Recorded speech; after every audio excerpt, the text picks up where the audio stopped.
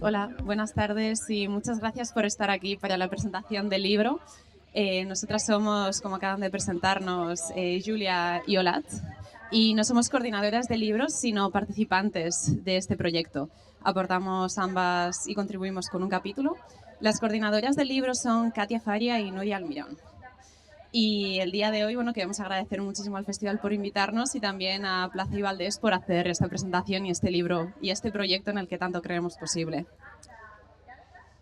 Comenzaremos un poquito situándonos en el libro y en por qué esto es tan importante. No sé si conocéis el acertijo de la eminencia médica en cirugía.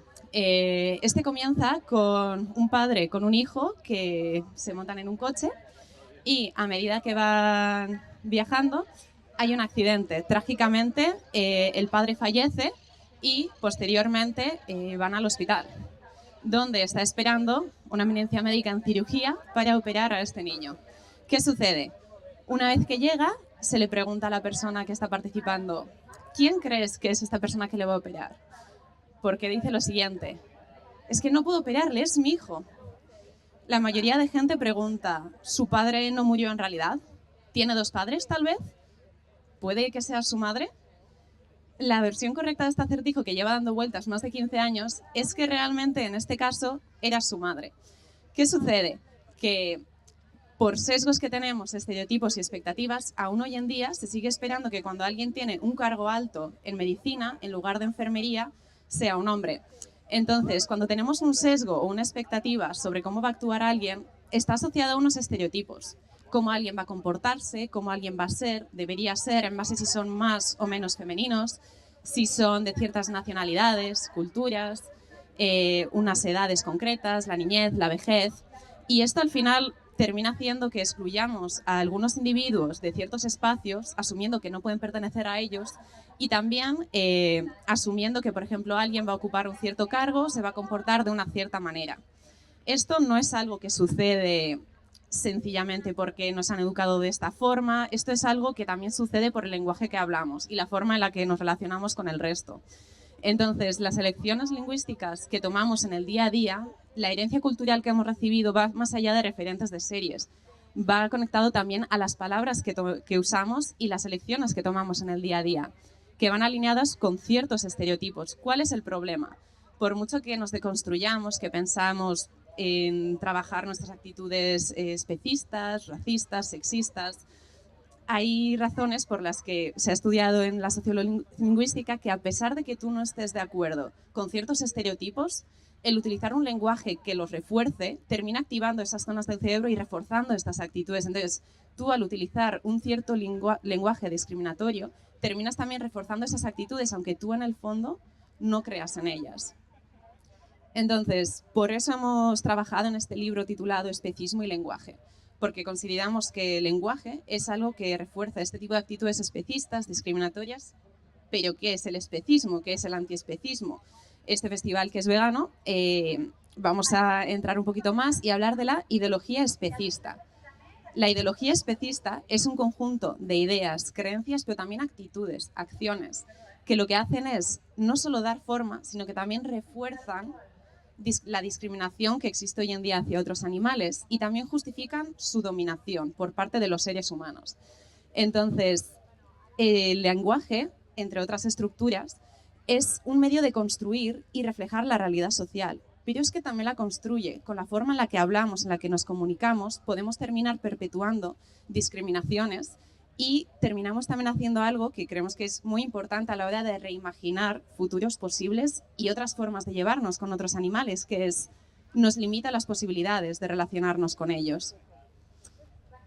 Entonces, esto está asociado a ciertas estructuras. Con esto de la ideología especista, ¿qué quiere decir? Hay estructuras como la jurídica, que la refuerza, están prácticas como la caza, la pesca, la tauromaquia, el consumo de carne, de productos de origen animal.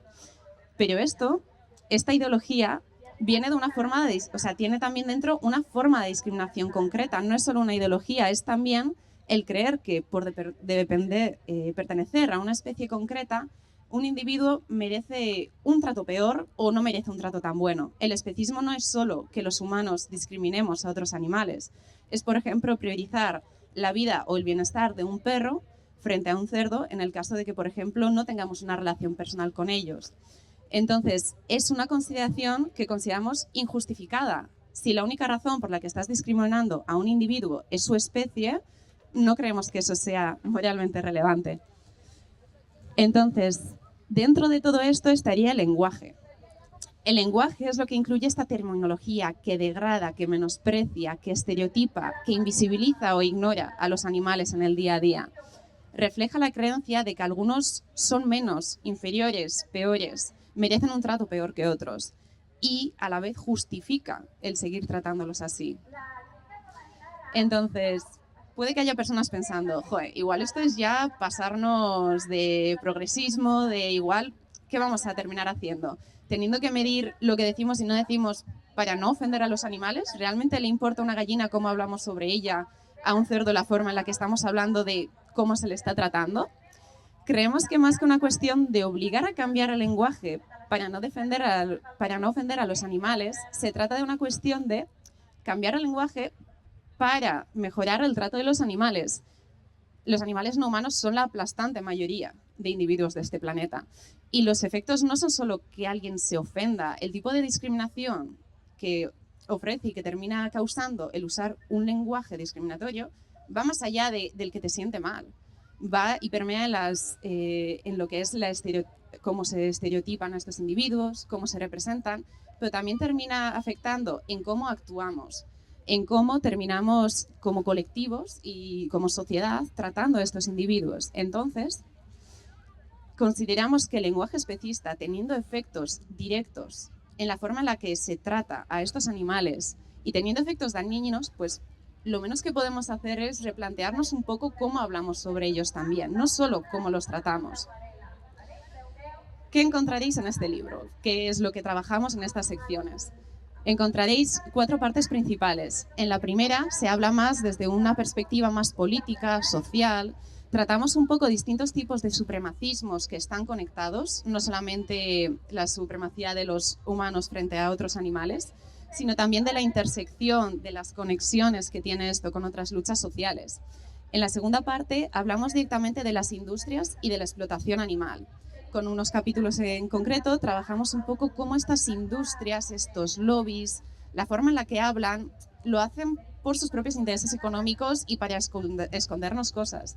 En la tercera parte se trabaja más el concepto de la naturaleza, pero entendido como los animales que no están en contacto directo con nosotros o que viven en zonas límites urbanas. Y terminamos un poco con ejemplos más concretos e incluso glosarios de cómo a nivel cultural y legislativo pues el lenguaje especista termina permeando y generando ciertas actitudes en cómo los tratamos. La compañera Julia ahora seguirà con la primera parte. Bon dia, moltes gràcies. Començaré presentant la primera part del llibre, que és Especismo, Supremacismo i Lenguaje. Faig la presentació en català, el llibre està en castellà i és rellevant que estigui en castellà perquè hem estudiat el llenguatge espanyol, llavors el podríem adaptar al català, al basc, a altres llengües, però de moment aquí veureu que la presentació està en castellà, que és com ho hem treballat.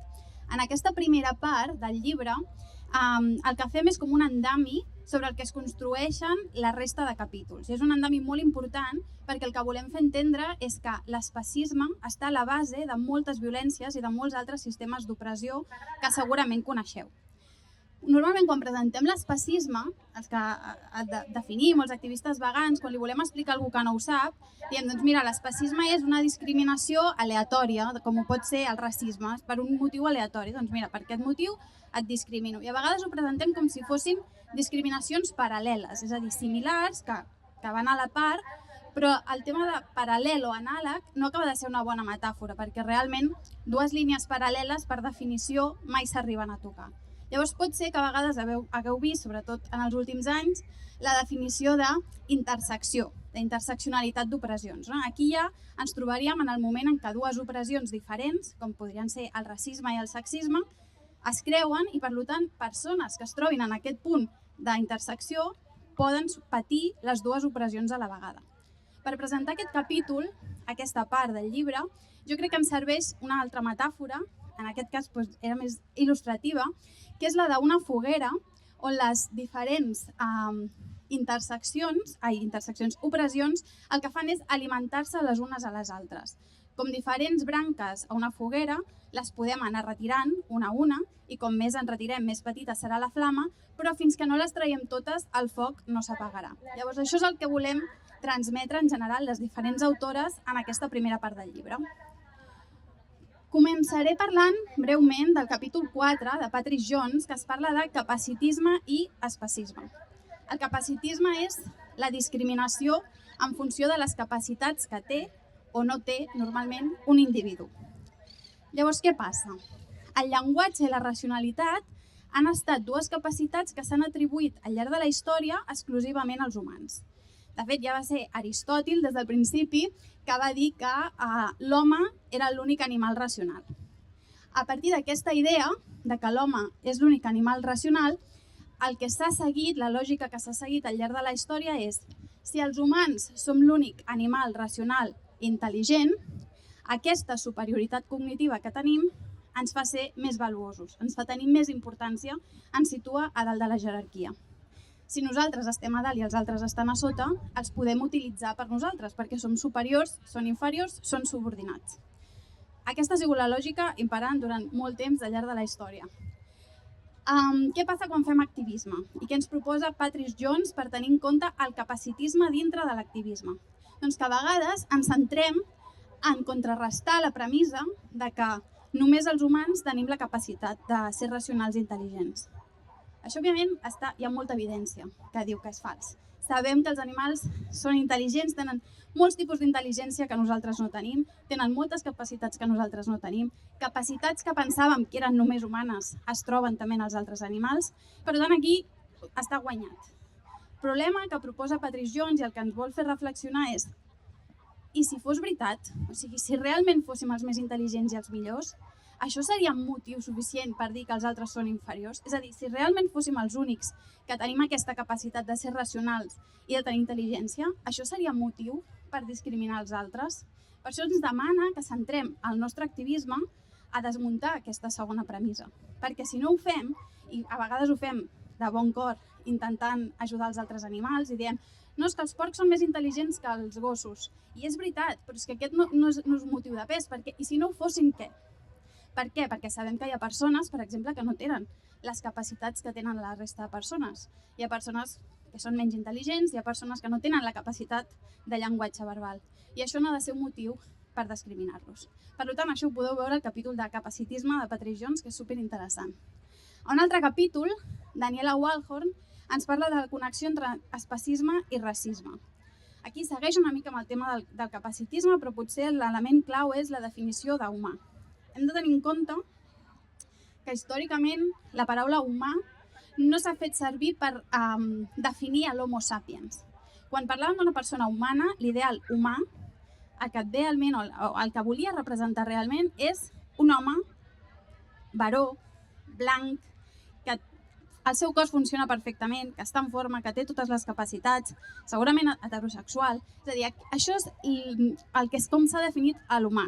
L'humà ha sigut l'home blanc, ha sigut l'ideal d'humà al llarg de la història. Què ha passat? Que s'ha situat aquest ideal d'humà com l'home perfecte i a l'altra punta, en aquest cas a sota perquè és inferior, l'animal. Al llarg de la història, llavors, tots els éssers humans que no complien totes les característiques de l'humà perfecte baixaven a la categoria d'animal. És a dir, eren més pròxims als animals que a les persones, que a l'humà perfecte i racional.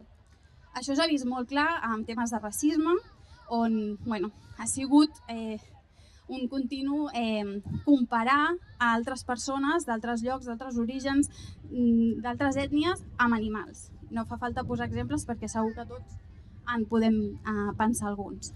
Fins al punt que hi ha arribat a la història, hi ha hagut moments en què hi havia zoològics on es posaven humans i la ciència va considerar en algun moment de la història que les persones no caucàsiques de fet no eren humanes, eren una barreja entre l'animal i l'humà, però eren menys que humanes. Vull dir que això ha sigut una cosa molt, molt penetrant en tot el que és l'ideari del que és un humà.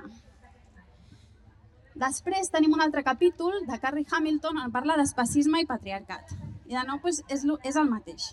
Les dones són menys que humanes perquè no són un home blanc.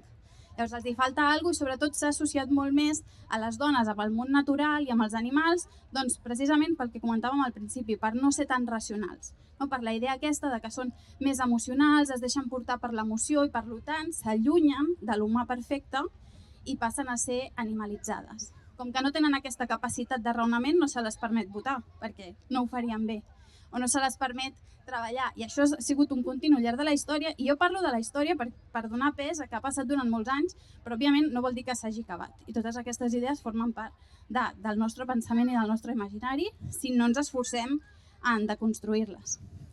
I després hi ha un capítol de Laura Fernández, també superinteressant, sobre especisme i gordofòbia, perquè els cossos gordos, les persones gordes, també han estat associades als animals. Per què? Doncs, a part de que sigui molt clar quan dius que una persona és una foca, una vaca, una balena, hi ha tota aquesta idea, no, de les persones gordes són gordes perquè no són racionals. De nou, aquesta racionalitat perfecta de l'home. No poden controlar els seus impulsos, són com animals, si no, no estarien gordes. Estan més connectades a les emocions. Llavors, tot això per què ha servit? Veiem que per totes aquestes opressions, al final, hi ha una violència que està basada en el fet de que t'assembles més a un animal. Si ens centrem en l'especisme, tot això passa perquè considerem els animals inferiors. Perquè al final, si a tu et comparen amb el teu pare o la teva mare i els hi tens igual valor, doncs t'és igual, dius, bueno, m'assemblo més o tal. El problema és que al comparar-te amb algú que està considerat inferior és un insult. Si no tinguéssim aquesta degradació dels animals, no hi hauria aquest problema de que l'animalització fos una subordinació i, per tant, una opressió dels humans i humanes. Per acabar, Kiko Izquierdo, en aquest capítol, ens parla de tota aquesta ideologia. És molt fàcil reconèixer que les persones veganes tenen una ideologia, doncs les persones que no són veganes o que no són antiespecistes també la tenen. És invisible perquè és la comú, és l'estatus quo, llavors doncs, no crida l'atenció, però tot això, òbviament, ha de ser ideològic. I aquí jo ho he decidit per acabar, però és el primer capítol que obre el llibre, essencial, especisme i capitalisme. L'especisme existia molt abans del capitalisme, però el capitalisme neix com a un sistema especista i, a més, és que multiplica per, és que no puc dir ni la xifra, les conseqüències de l'especisme. O sigui, ja es consideraven abans els animals inferiors, ja patien abans els altres animals, però el capitalisme el que fa és que això es multipliqui per uns números inimaginables. O sigui, l'explotació d'altres animals i, a més, també sabem l'explotació d'altres persones humanes. Per tant, aquest capítol ens dona aquestes idees. Hola, ¿ens presentes la segona part? Muchas gracias, Julia. En esta parte, bueno, continuaré en castellano, llamado lenguaje especista y explotación animal, entramos un poquito más en esta idea del capitalismo y lo que estas formas de explotar a los animales de forma industrializada, de la forma actual en la mayoría de países, ha supuesto a nivel lingüístico, porque supongo que todos podemos recordar anuncios como el de las vacas felices, la vaca que ríe, este tipo de huevos de gallinas felices, este tipo de palabras que dicen, ¡buah, qué felices están, qué bienestar que tienen! Estas cosas vienen de anuncios de la industria, pero la industria no solamente tiene anuncios, también tiene muchas formas de meterse en el idioma y en la forma en la que hablamos de los productos o de los animales que ellos utilizan. Entonces, en esta sección tenemos 4 capítulos que hablan, en un primer lugar, de la industria alimentaria, luego de la industria de la leche, que está separada por cuestiones de lo que se llama la feminización de la proteína, en palabras de Carol Adams, que son los productos o derivados, o más bien secreciones, esta palabra puede generar mucho rechazo, de cuerpos de, en este caso, hembras animales. Y pues merece un trato diferente porque el tipo de violencias, comparaciones e incluso sexualización que se realiza es muy diferente en muchos productos. Luego también tenemos la experimentación basada en animales conectada a esta idea de la ciencia y el progreso. Y terminamos con el entretenimiento. Entonces, en el lenguaje especista e industria alimentaria, también por parte de Nuria Almirón, que es quien trabajó el tema del capitalismo en el libro, habla sobre cómo los individuos, en vez de considerarse como individuos en concreto, con sus experiencias, sensaciones, deseos, necesidades, se habla de ellos y se les cuenta comunidades en algunos casos, pero en su mayoría, sobre todo en el caso de animales marinos, en toneladas, en producto, en cabezas de ganado. La forma en la que, no solo cómo hablan entre ellos, sino cómo los presentan, como logros, termina invisibilizando que en cada uno de estos números de cada animal hay un solo individuo con sus propias experiencias y su propio valor intrínseco. Luego, en lugar de hablar de matar, de sufrimiento, se habla mucho de sacrificio humano, humanitario, de un bienestar incluso procesado en algunos mataderos. Entonces, sobre cómo con etiquetas concretas que están hechas para que el consumidor se quede más tranquilo a la hora de tomar estas decisiones, se está ocultando algo, se están utilizando estas palabras positivas o que objetifican para ocultarnos algo.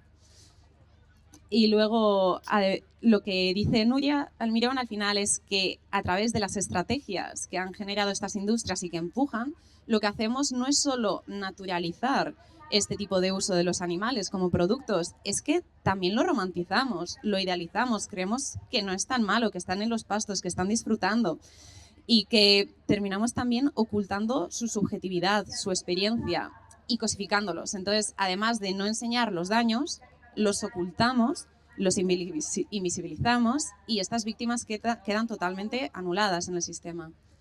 En lenguaje especista y en la industria de la leche, Nuria Almirón y María Ruiz Carreras en lo que entran es en lo que ellas llaman trampas lingüísticas, que sobre todo normalizan o naturalizan ciertas separaciones, producciones, cosas que son habituales en la industria y solo son legales porque son habituales.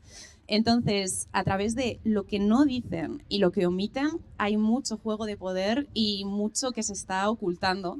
Y entran en detalle en el capítulo, es muy interesante leerlo también en cómo se diferencia del resto de la industria alimentaria.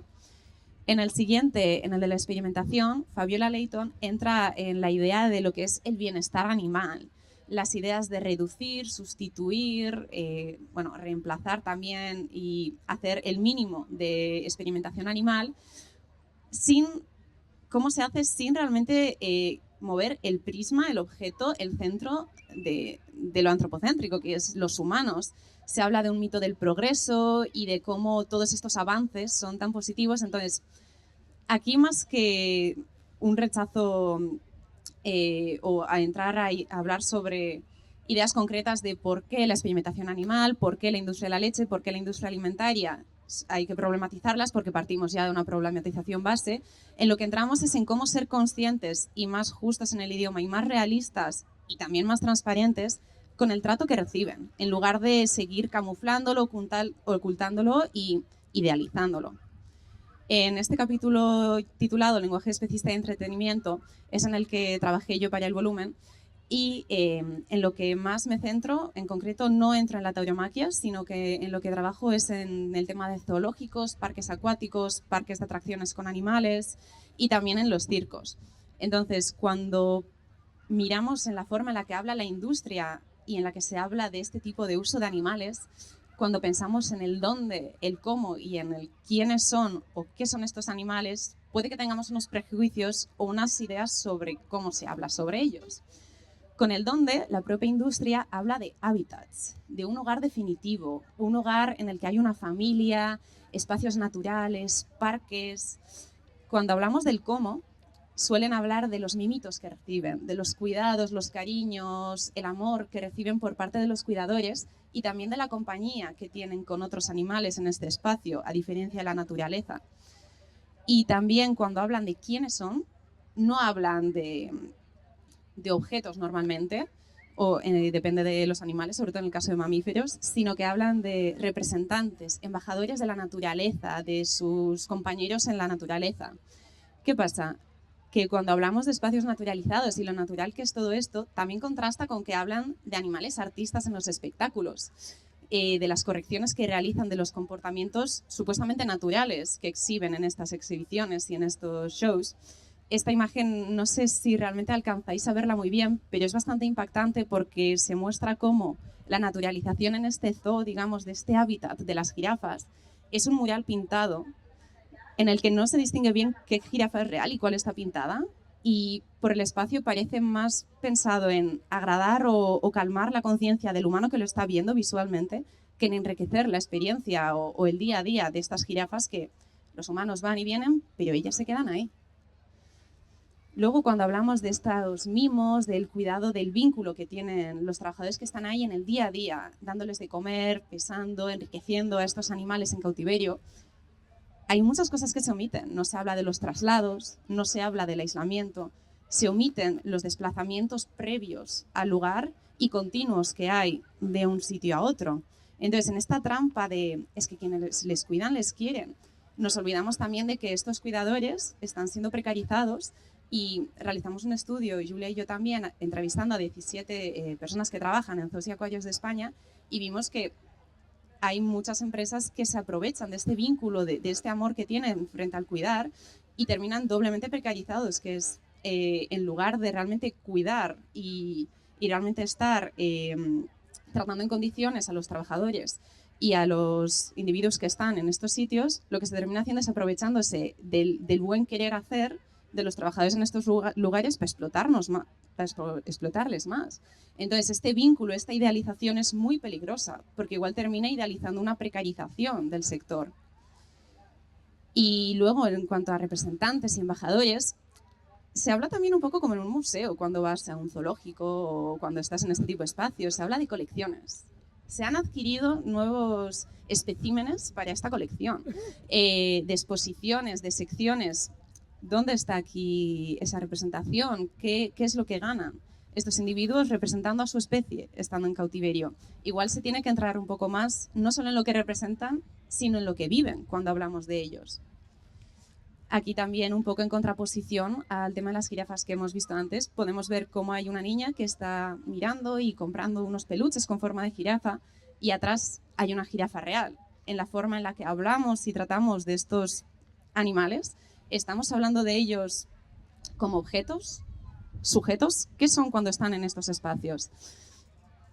Consideramos que el discurso dominante, cuando construye la imagen de los zoos, de los circos, de los acuarios, cuando decimos animales de zoos, animales de acuarios, animales de circo, no estamos diciendo solo dónde están, decimos de dónde son o a qué pertenecen y también lo normalizamos. Son de ahí o están ahí durante un tiempo. Entonces, en noticias constantes vemos cómo a veces les ponen nombre. Y aquí, por ejemplo, cuando nació Almudena en el Circo Quirós de Madrid, hablaban de su nombre en honor a la patrona de Madrid, pero su madre no era más que uno de los 8 camellos asiáticos que había en este lugar. A los bebés siempre como que se le tienen este éxito, esta atención, esta incluso individualización que cuando pasan una edad ya no la tienen, ya no gusta tanto. Se habla de bienestar también en estas ocasiones y en el caso de Shamu, por ejemplo, es muy claro con el caso del corporativismo. No sé si habréis visto Blackfish, por ejemplo, el documental, o si conocéis el caso de SeaWorld y las polémicas en el uso de las orcas en espectáculos. Pero Shamu es un nombre artístico. Originalmente era el nombre de una orca y tras su fallecimiento se ha seguido utilizando para muchas orcas posteriormente y se sigue utilizando para nombres de shows, para peluches, productos, películas, camisetas. Es una marca, no es un nombre, no es el nombre de un individuo. Entonces, incluso cuando lo utilizan, hay que pensar, ¿son sujetos? ¿Son objetos? ¿Cómo queremos referirnos a ellos? ¿Están o pertenecen a estos lugares? ¿Los hemos puesto en estos sitios? ¿Es esto natural o es totalmente artificial? Este capítulo lo que invita es un poco a reflexionar sobre esto, no entra en detalle tampoco en lugar de esto hay que utilizar eso o aquello, pero sí que invita a que seamos más transparentes y incluso a veces crudos con el lenguaje, porque cuando estamos omitiendo las realidades, también las estamos naturalizando y como ayudando a que se perpetúen. Perfecte. La part 3 del llibre consta de 4 capítols, es diu Lenguaje especista i naturaleza. Us faré una pinzellada perquè així també teniu capítols per llegir sense que els haguem explicat, però Ece Páez parla de naturalesa i llibertat, definint aquests dos termes, què entenem per naturalesa i què entenem per llibertat, què té a veure això amb nosaltres i què té a veure amb els animals que viuen a la naturalesa. Katia Faria té un capítol sobre gestió medioambiental, no? Quan parlem de gestió medioambiental considerem que els altres animals formen part del medi ambient, en lloc de pensar que aquests animals viuen al medi ambient. Llavors, com que formen part del medi ambient, quan fem gestió mediambiental es gestionen els animals, els individus, com si fossin recursos, com si fossin l'aigua mateixa o les plantes que hi ha en un medi. Llavors, parla sobre aquest tema I Dairon Teran parla sobre naturaleza i el significado de especismo, portant-nos a reflexionar sobre la idea de que l'antispecisme, a part de no danyar els altres animals, ha d'incloure també a l'ajudar activament els animals que estan patint a la naturalesa. És a dir, igual que si veiéssim una persona patint al mig del bosc, l'ajudaríem per ser humana, que sigui un animal no humà no ens hauria d'impedir ajudar-lo si podem fer-ho. Us deixo els capítols així perquè els reviseu si compreu el llibre i us presentaré ara el capítol que vaig fer jo mateixa amb Katia Faria sobre la caça. Llavors, llenguatge especista i caza. El que vam fer en aquest capítol va ser llegir moltes revistes de caçadors per analitzar quin llenguatge fan servir ells quan parlen de la caça i quan parlen dels altres animals. A part, estar dintre de molts foros d'internet de caçadors i veure de què parlen, com ho diuen. Va ser una feina molt interessant, a part de poder trobar imatges bastant horribles, molt interessant estudiar el seu llenguatge. Jo aquí us porto dues reflexions que traiem a aquest capítol. La primera és la caça com a esport. Per molts caçadors o defensors de la caça és un esport. Llavors, com a anticaça, com a activistes anticaça, podríem dir no, la caça no és un esport. Jo pensaria, no és un esport. O sigui, no ho puc comparar amb el futbol, amb el bàsquet, amb una activitat. Matar algú no és un esport. Ara bé, el que hem vist, arrel de fer aquesta feina, és que, de fet, si mirem la definició d'esport, la caça sí que classificaria com a esport. Seria una activitat física que requereix algun tipus de destresa, que té algunes normes. Per tant, podem dir que la caça sí que és un esport. L'altra cosa és si és un esport ètic o no. I a més creiem que com a activistes ens va bé parlar de la caça com a esport perquè la diferència de la caça com a subsistència.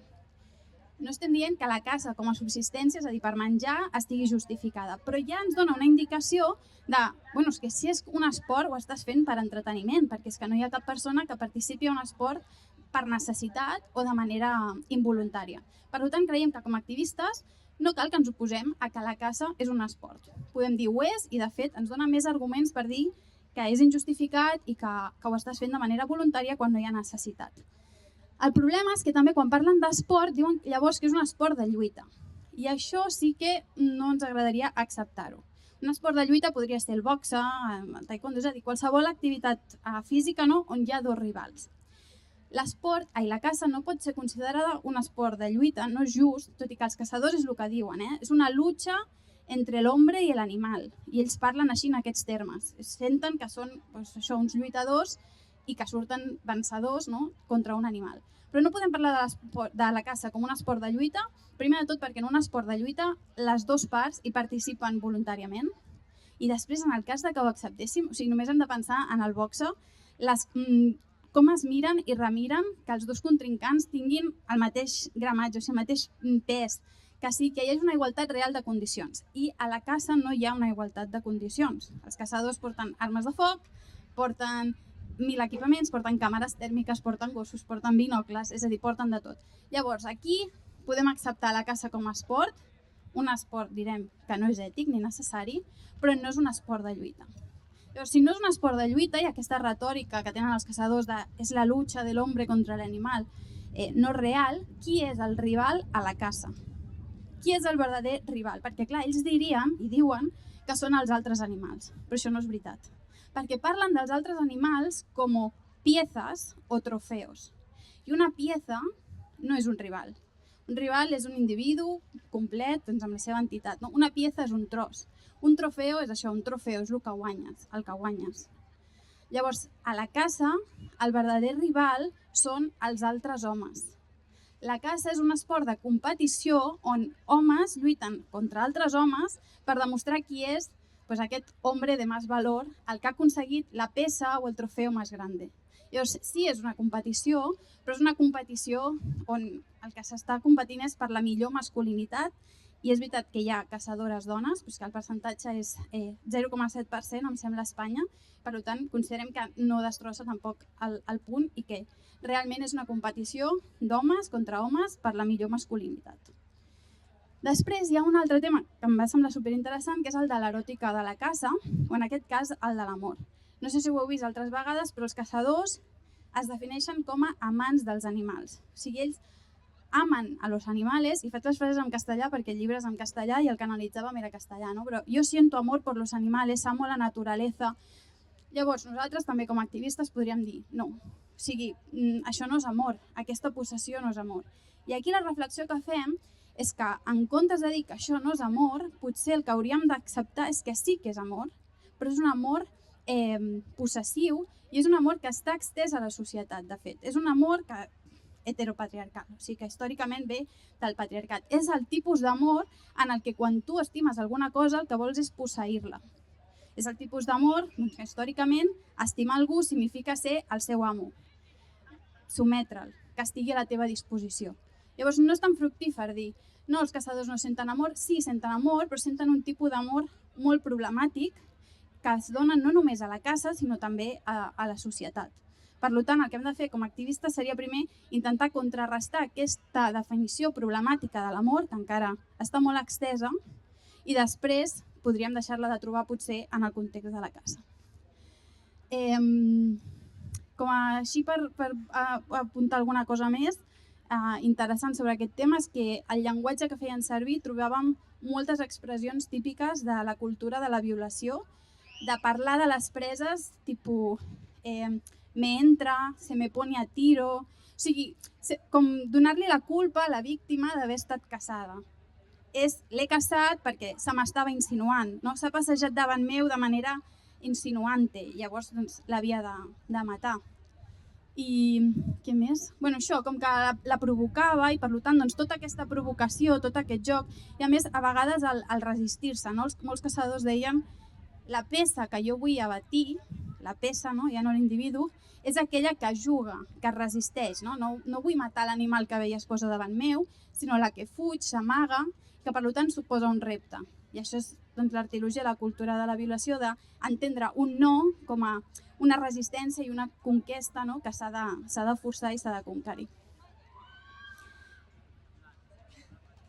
Gracias. Y bueno, ya para terminar la cuarta sección, que es la de lenguaje especista y cultura, en lo que entramos ya más que en los usos de ciertas industrias o en ciertos sectores específicos de explotación animal, entramos ya en algo más genérico, la cultura. ¿A qué nos referimos con cultura aquí?